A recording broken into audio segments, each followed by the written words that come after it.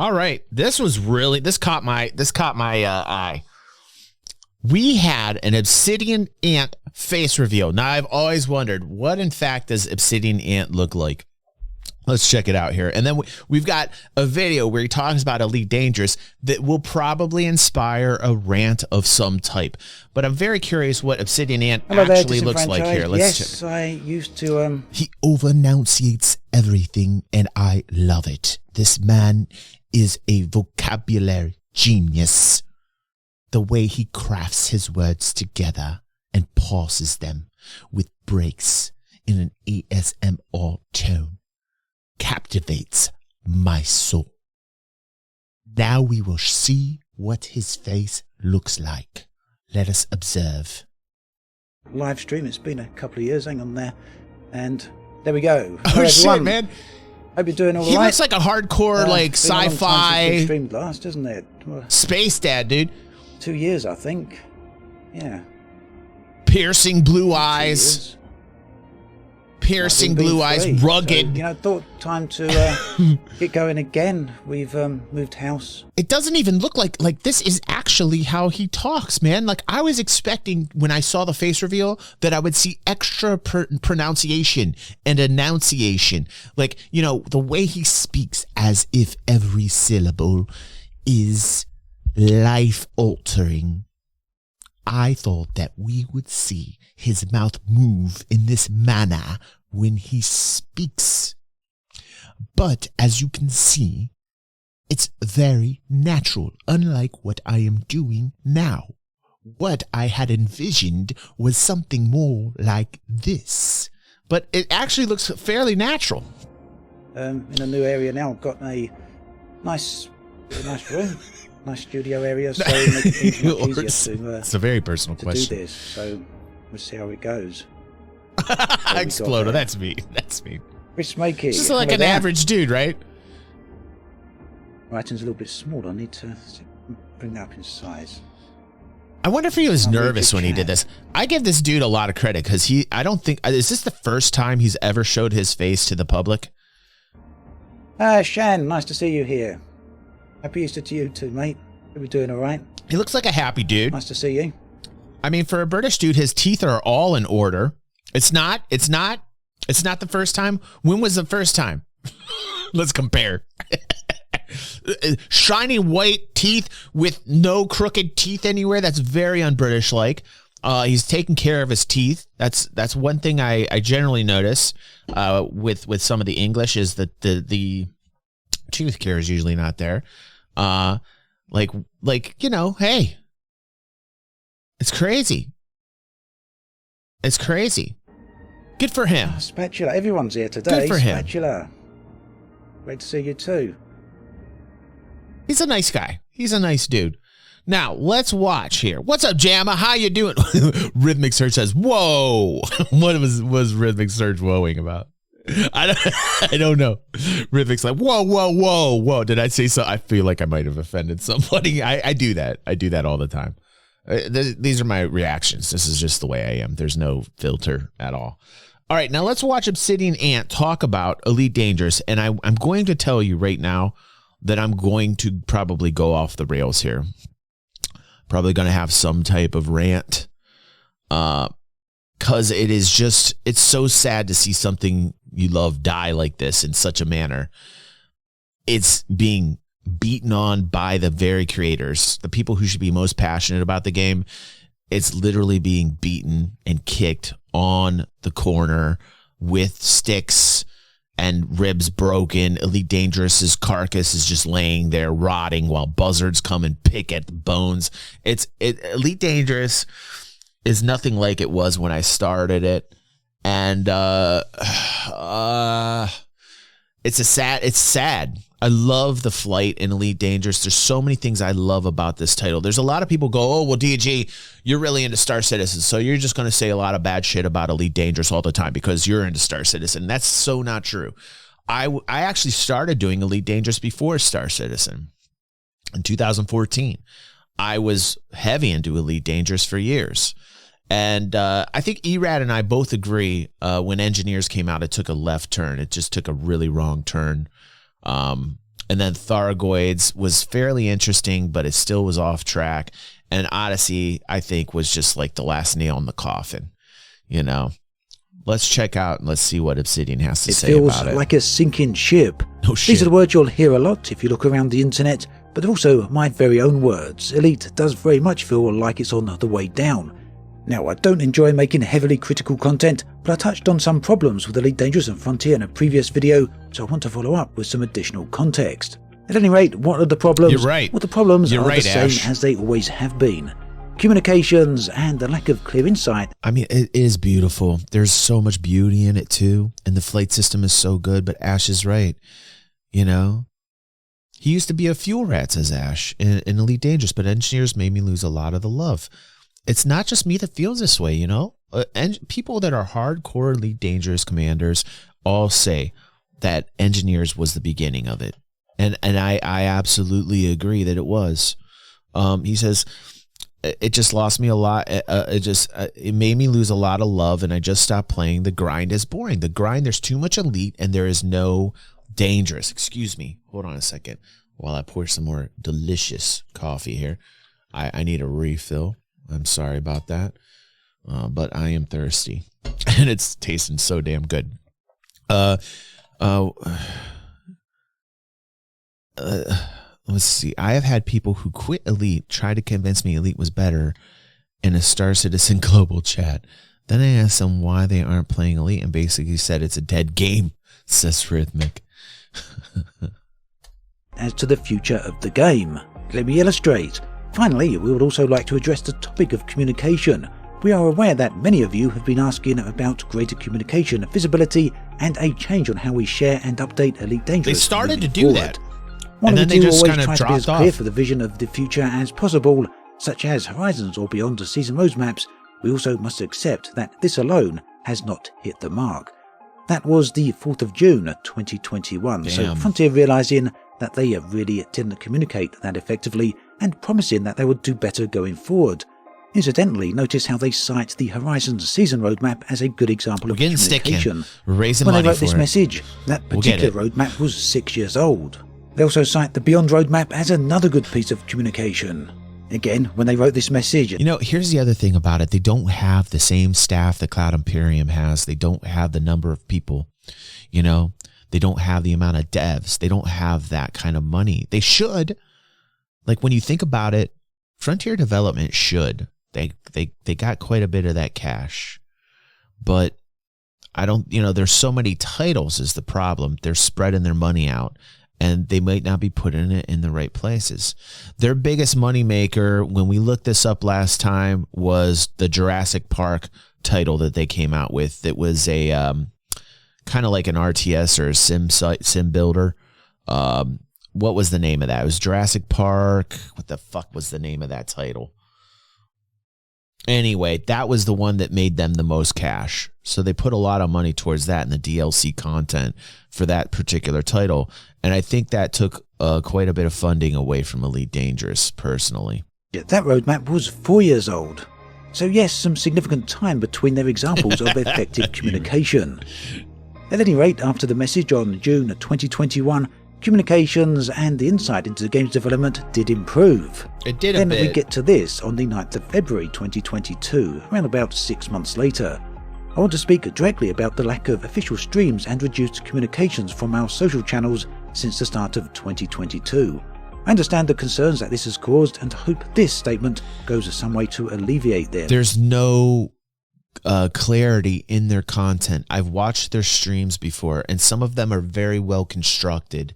And see, Rad, have a good day, buddy. Thanks for chilling with us on stream today. We appreciate you. But when I go over to Frontier Development's stream on Twitch, and then they upload the highlights to YouTube, there's some of them that have this structure and this continuity, right? And you can tell they've pre-planned it. So when you watch it, you're like, okay, good. But the majority of them are devs that go on and they're just like fuck around with the game, and there's nothing being done. There's nothing being talked about. There's no plan. And therefore it's like, why show up? It's like, why are you doing this, Frontier Development? It looks bad. It, you know, when we want the transparency, when we want these streams and content, we want there to be a plan. That is something that Cloud Imperium is very good at. It's an example. It's a model. For as pissed off as people are that it's taking so long, there's one thing I can say to people that are pissed off about Star Citizen, and that is that they have a plan in showing off their content and what they're working on. And we saw it last night on Inside Star Citizen.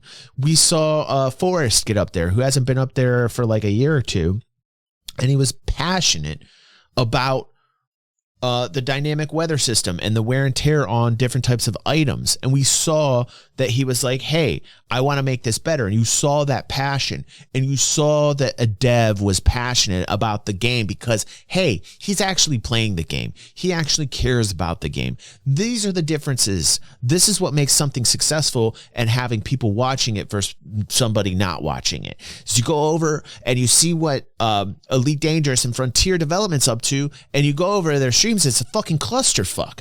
Like, nobody knows what's going on over there. And that's primarily what's been posting on. They've been trying, but they have to do better. They have to do better. They then go on to say that, well, they'll be returning live streams and improving communications. And more danger. Yes, they did return live streams, but communications haven't really improved. This then is an example from just the last 12 months Let's on be how real. Frontier handled communications It's all with grind. the Elite Dangerous community. It's all fucking grind right now. Everything about this game right now is nothing but a fucking NPC fetch quest, A to B. Everything about it. And everywhere you go, there's a billion fucking star systems, and every fucking system you go to is the same repetitive fucking graphic that you go through the fucking tunnel and you're warping to another fucking system. You land in it, and each new system has different sun, whoop-de fucking ding dong, but everything's filled with more NPC. There's no humans around for the eye to grab, and a lot of people say, DG, well, it's not an MMO. Maybe they should craft it to be an MMO. Maybe they should craft it to bring more fucking people in so that you feel like it's alive. These are the differences between a dying game and a game that thrives, is feeling like it's alive and that there's people in there that care and that are passionate about the fucking game, including the people who are making the fucking game. There needs to be more danger in it and less NPC motherfucking fetch quests. The problem, however, spans back far further than just 12 months and has been a repeating pattern since 2015. So yes, by Frontier's very own admission, their communications with the Elite community misses the mark. In my own personal opinion though, it's actually worse than that and is downright poor. Of course, it is possible that by the time you watch this video, Frontier have delivered a brand new roadmap and some, well, great communications over on their forums. Anything is possible. But even if they have done that, it doesn't at all change the message I'm conveying here. And that is, over the past 7 years, Frontier have shown themselves unable to commit long-term to any communications improvements. Yes. Basically, Frontier's line of communication ebbs and flows. Sometimes it's good, sometimes it isn't. Consistency. Now, before I discuss this any further, we really need to look at what good communications actually are. So, here's a few examples. When we set out to build our plans for Guild Wars 2 in 2022 and beyond, we spent considerable time looking back on the last 10 years of the game's just history, consistency, taking stock and quality in what you're creating, and where we fell short. And the content that you're showing. Spoke to those at the studio who were here for the highs and lows, and dug into mountains of data covering the span of the game's operation. At the end of the process, it was clear there were two key areas we knew we needed to address as part of our plans. First, we need to prioritise delivering consistent updates for our players. Second, it's important that our plans allow our team to maintain a healthy work-life balance. This then was an extensive blog post that gave in-depth insight to players on the future of the game. It gives players insights on where ArenaNet currently are with the game and where they plan on taking it in the future. There's facets of this that are fantastic. You know, this is the thing. Whereas with Star Citizen and the development that we're seeing here keeps me hopeful because I feel the potential and I feel like people are working on it and that they care about it. It's the complete opposite end of the spectrum with Frontier Development and Elite Dangerous.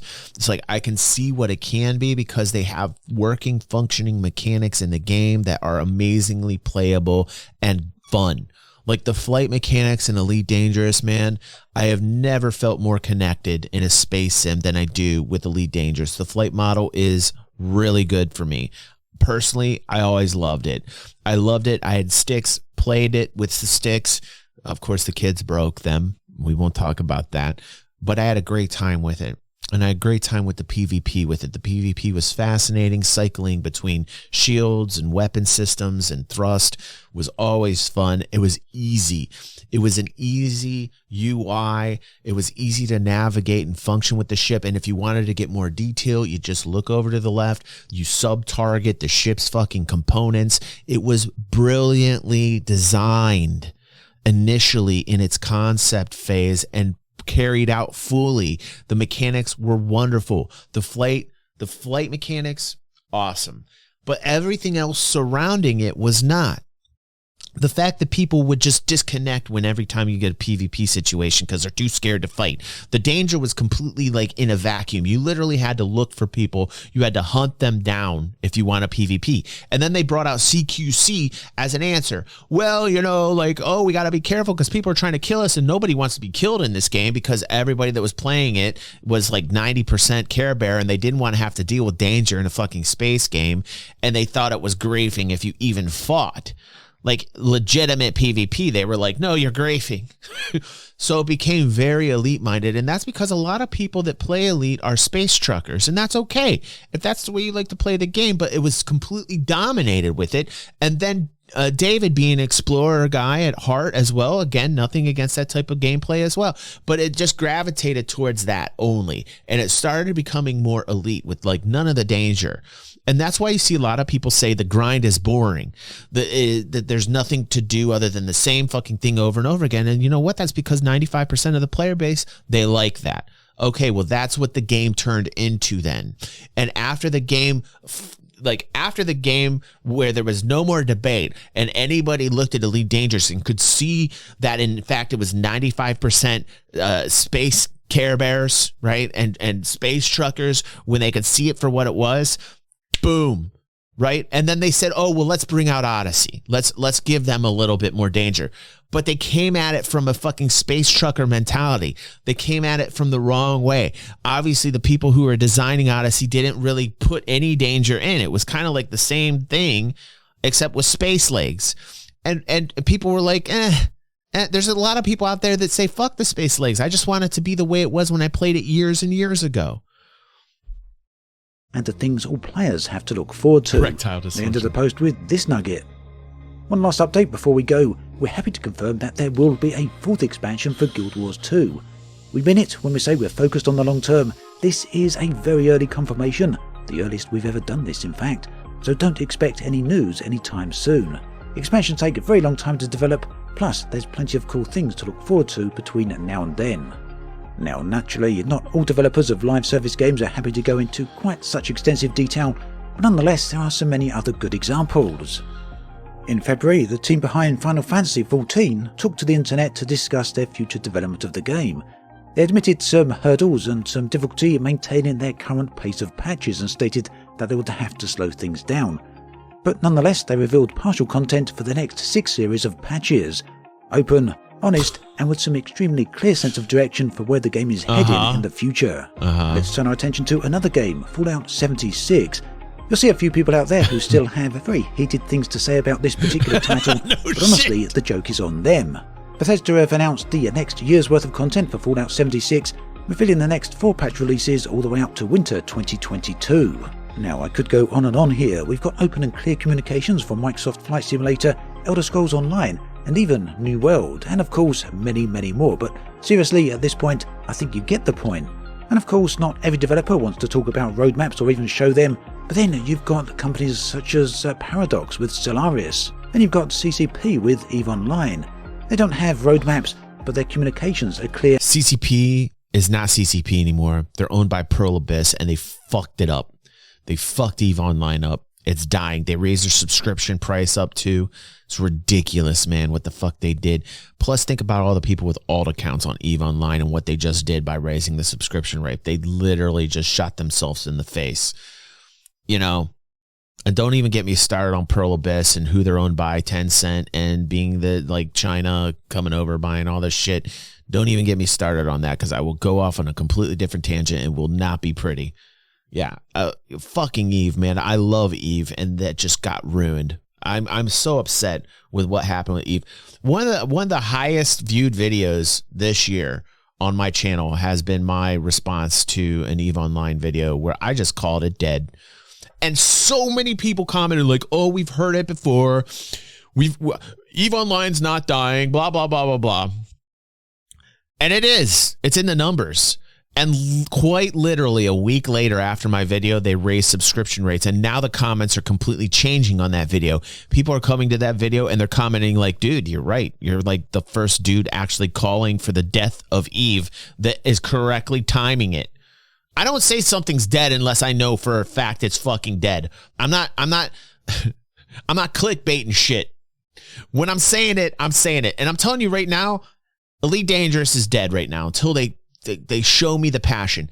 This video is going to be like, I'm going to entitle this video Obsidian Ant face reveal and Elite Dangerous dies. But it didn't die because of the face reveal. You see what I'm saying? Elite Dangerous did not die because Obsidian Ant had a face reveal. Very attractive gentleman. Obsidian, if you're watching, no offense. Piercingly blue eyes. Piercingly blue eyes. If we can just get back to the show here.